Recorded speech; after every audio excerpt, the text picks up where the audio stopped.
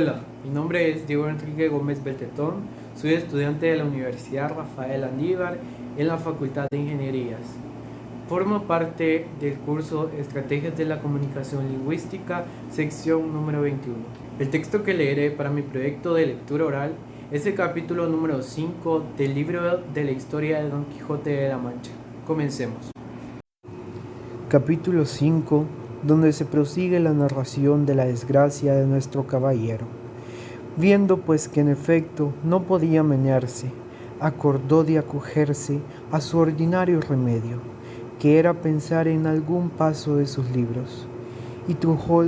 su locura a la memoria aquel de Baldovinos y del marqués de Mantua,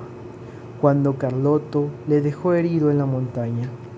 Historia sabida de los niños, no ignorada de los mozos, celebrada y aún creída de los viejos, y con todo esto no más verdadera que los milagros de Mahoma. Esta pues le pareció a él que le venía de molde para el paso en que se hallaba,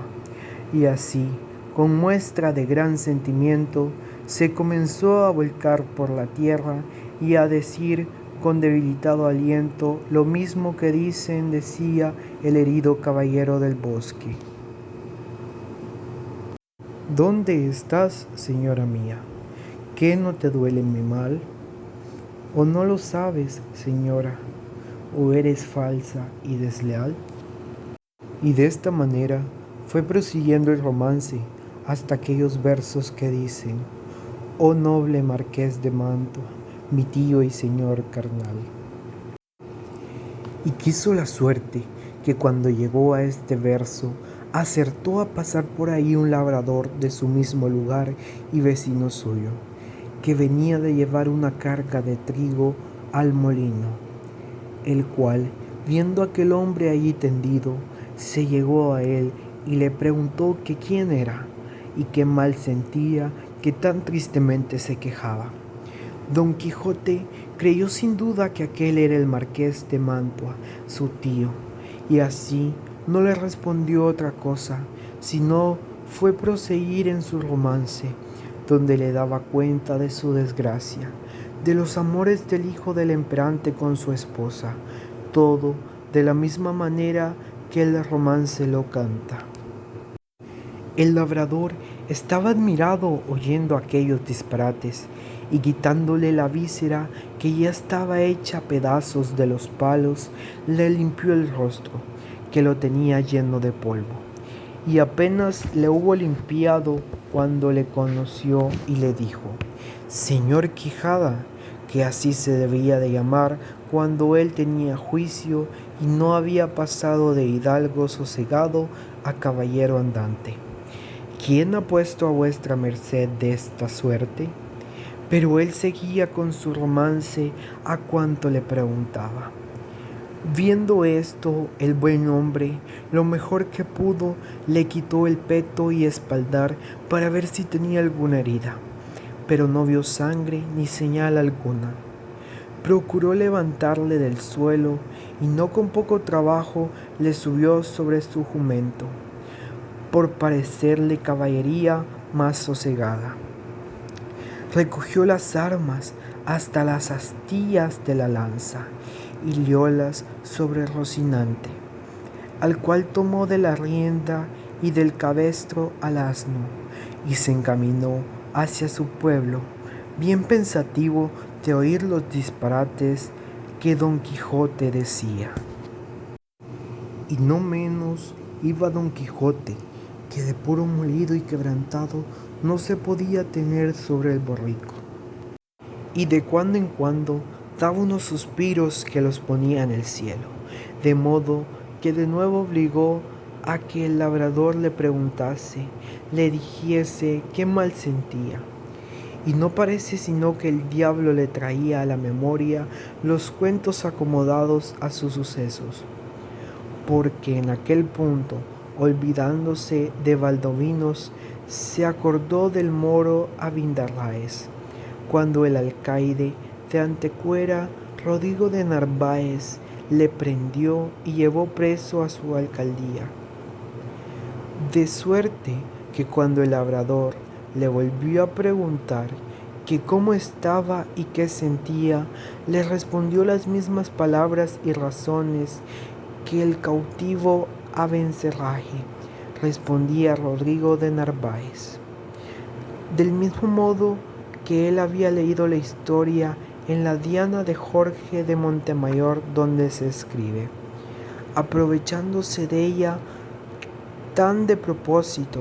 que el labrador se iba dando al diablo de oír tanta máquina de necedades, por donde conoció que su vecino estaba loco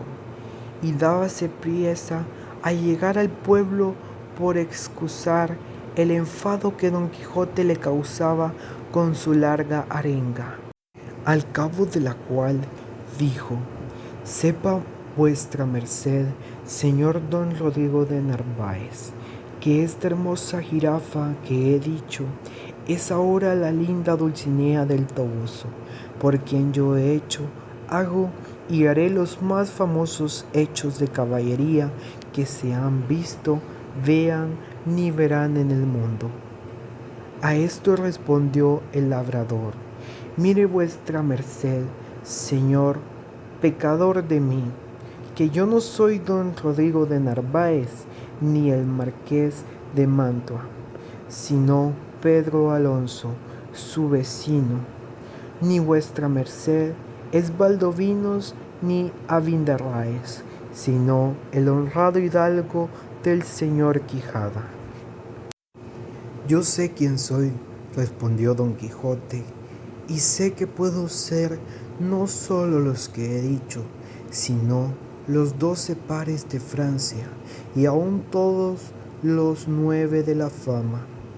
pues a todas las hazañas que de ellos todos juntos y cada uno por sí hicieron, se aventajarán las mías. En estas pláticas y en otras semejantes llegaron al lugar a la hora que anochecía, pero el labrador aguardó a que fuese algo más noche, porque no viesen al molido hidalgo tan mal caballero. Llegada pues la hora que le pareció, entró en el pueblo y en casa de Don Quijote, la cual halló toda alborotada, y estaban en ella el cura y el barbero del lugar, que eran grandes amigos de Don Quijote, que estaba diciéndoles su ama a voces: ¿qué le parece a vuestra merced, señor licenciado Pero Pérez, que así se llamaba el cura, de la desgracia de mi señor? 6 días a que no aparece él, ni el rocín, ni la adarga, ni la lanza, ni las armas. Desventurada de mí, que me doy a entender, y así es ello la verdad, como nací para morir, que estos malditos libros de caballerías que él tiene y suele leer tan de ordinario, le han vuelto el juicio, que ahora me acuerdo haberle oído decir muchas veces, hablando entre sí, que quería hacerse caballero andante e irse a buscar las aventuras por esos mundos.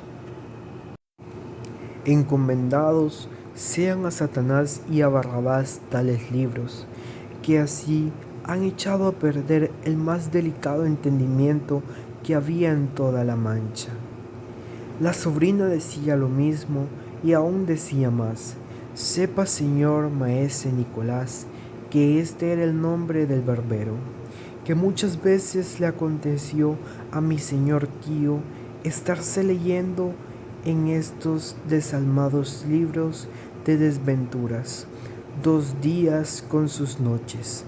al cabo de los cuales arrojaba el libro de las manos y ponía mano a la espada y andaba en cuchilladas con las paredes,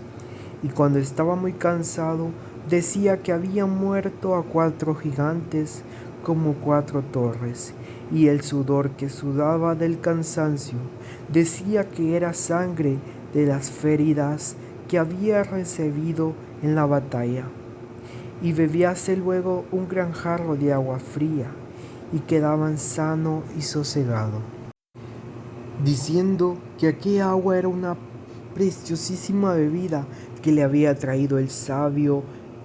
Esquife, un grande encantador y amigo suyo. Mas yo me tengo la culpa de todo, que no avise a vuestras mercedes de los disparates de mi señor tío,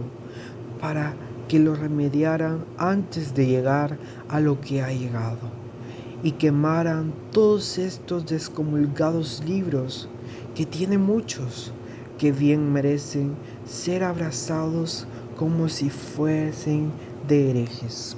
Esto digo yo también, dijo el cura, y a fe que no se pase el día de mañana sin que de ellos no se haga auto público, y sean condenados al fuego, porque no den ocasión a quien los leyere de hacer lo que mi buen amigo debe haber hecho. Todo esto estaba oyendo el labrador y don Quijote, con que acabó de entender el labrador la enfermedad de su vecino, y así comenzó a decir a voces: abran vuestras mercedes al señor Valdovinos y al señor Marqués de Mantua, que viene malferido, y al señor Moro Abindarráez, que trae cautivo el valeroso Rodrigo de Narváez, alcaide de Antequera. A estas voces salieron todos, y como conocieron los unos a su amigo, las otras a su amo y tío, que aún no se había apegado del todo jumento porque no podía, corrieron a abrazarle. Él dijo: ténganse todos, que vengo malferido por la culpa de mi caballo. Llévenme a mi lecho, y amase, si fuere posible, a la sabia Urganda, que cure y cate mis feridas. Mira, en hora mala, dijo a este punto el ama, si me decía a mí mi bien mi corazón del pie que cojeaba mi señor, suba vuestra merced en buen hora,